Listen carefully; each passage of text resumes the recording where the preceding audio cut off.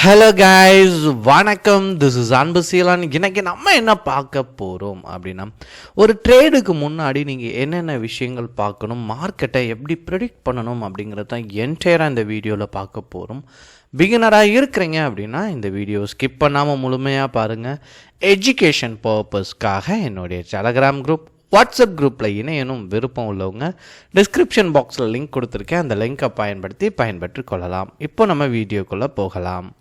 So இந்த video பார்ப்பதற்கு முன்னாடி வீடியோவுக்கு லைக் பண்ண மறந்துடாதீங்க. அதே சமயம் டிஸ்கிரிப்ஷனில் கொடுத்துருக்கிற டெலகிராம் லிங்க் ஒர்க் ஆகலை அப்படின்னா ஜேபிஏ தமிழ் ஷேர் மார்க்கெட் அப்படின்னு சொல்லிட்டு டெலகிராமில் சர்ச் பண்ணுங்கள். நம்மளுடைய குரூப்பை நீங்கள் ஃபைண்ட் அவுட் பண்ணிடலாம். Okay, fine. ஒரு ட்ரேடுக்கு ரொம்ப முக்கியமான ஒரு 3 விஷயம் இருக்குது, சரிங்களா?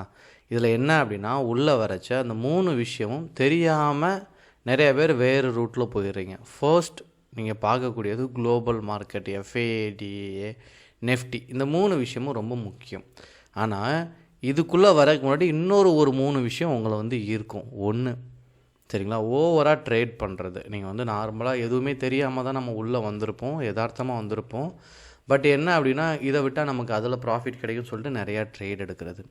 இன்னொன்று, உங்களுக்கு நிறைய பேர் கால் பண்ணி அப்ரோச் பண்ணுவாங்க. எஸ்பெஷலி இந்த பெங்களூர் சைட்லேருந்து கால் பண்ணுவாங்க. நீங்கள் அமௌண்ட் கொடுத்துருங்க, உங்கள் அக்கௌண்ட்டில் போட்டுருங்க, நாங்களே ட்ரேட் பண்ணி தரோம் அப்படின்னு சொல்லுவாங்க. அது கண்டிப்பாக ஃபெயிலியரில் போய் முடியும். 3வது முக்கியமான விஷயம் என்ன அப்படின்னா, பெய்ட் கால் சர்வீஸில் ஜாயின் பண்ணுறது, சரிங்களா? இதில் எடுத்துருங்க, இதில் விற்றுருங்கன்னு சொல்லுவாங்க. நம்ம அதை எக்ஸிக்யூட் பண்ணுவோம். லாபம் வரும்போது ஷேர் பண்ணிடுவோம், நஷ்டம் வரைச்ச பிரச்சனைக்குள்ளே போயிடுவோம்.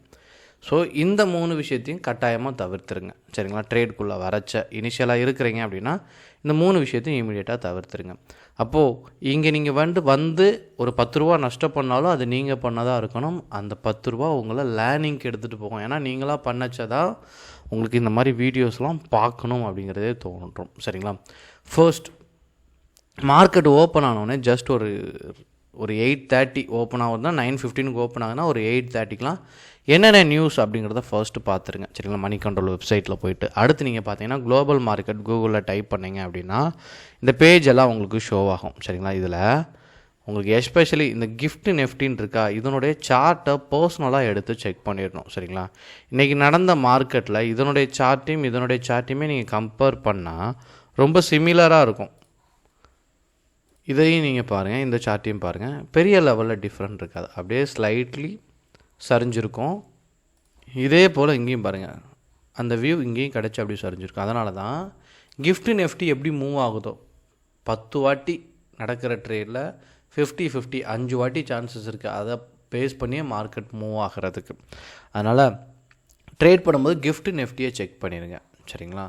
அடுத்து நீங்கள் பார்த்தீங்கன்னா எஃப்ஏடியோட டேட்டா. இதில் எதுக்காக இதனுடைய டேட்டா நீங்கள் பார்க்க வேண்டிய இருக்குது அப்படின்னா, நிறைய ஸ்டாக் மார்க்கெட்டில் அமௌண்ட் இன்வெஸ்ட் பண்ணாங்க அப்படின்னா ஆட்டோமேட்டிக்காக சிஸ்டம் மேலே மூவ் ஆகும், சரிங்களா? இன்றைக்குள்ள டேட்டா வச்சு நம்ம நாளைக்கு தான் ட்ரேட் பண்ண முடியும். அப்போ நிறையா இன்வெஸ்ட் பண்ணி குளோபல் மார்க்கெட் பாசிட்டிவில் இருந்து கிஃப்ட் நெஃப்டி அப் ட்ரெண்டில் இருந்துச்சு அப்படின்னா எல்லோரும் என்ன பண்ணுவாங்க, பை சைட் ட்ரை பண்ணுவாங்க.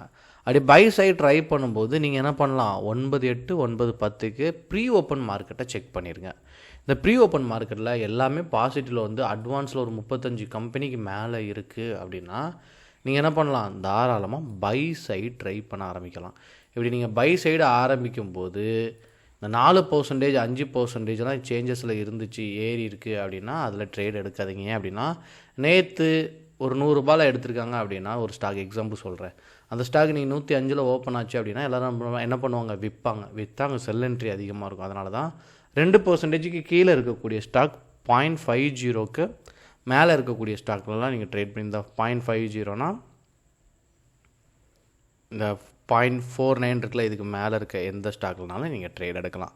ஸோ இதுக்கு அடுத்து உங்களுடைய ஸ்ட்ராட்டஜி, உங்களுடைய மார்க்கெட் ப்ரெடிக்ஷன் பாசிட்டிவ் அப்படின்னா பை சைடு, இல்லை மார்க்கெட் நெகட்டிவில் இருக்குது, குளோபல் மார்க்கெட் டவுனில் இருக்குது, சிங்கப்பூர் நெஃப்டி டவுனில் இருக்குது, சரிங்களா?